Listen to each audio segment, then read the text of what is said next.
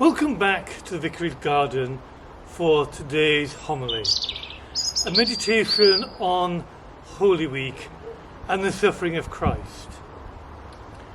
When we moved into this vicarage, the whole of the garden, front and back, was in a real mess.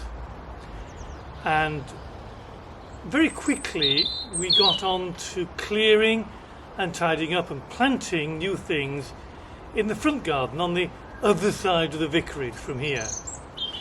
But it's taken a long time to start to get this side of the garden under the thumb, as it were.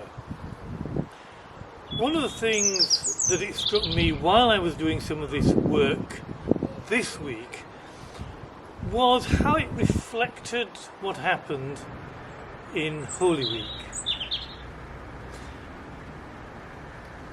Firstly, I cut down all of the trees, or not all of the trees, but the trees that were shading the garden.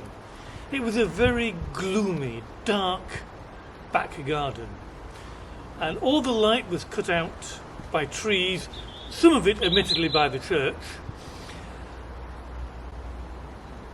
When I started to cut down all the trees, though, the garden got into a real mess, because the whole of this area was covered up to about here with cut down trees and branches.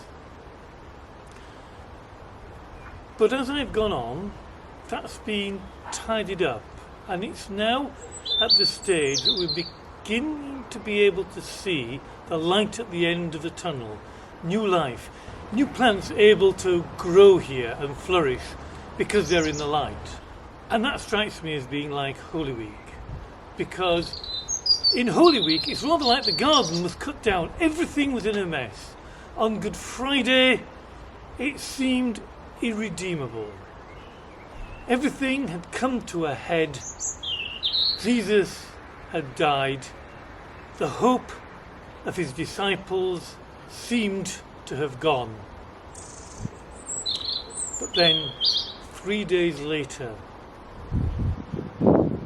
there was Easter Day, the resurrection, and the mess that everything seemed to be in Holy Week suddenly came right. Now, I wish my garden could come right in 3 days. It's not going to be like that. And for us, in our lives and the trouble around us, it's not going to get better in 3 days either. But at the moment, it's like we're going through Holy Week.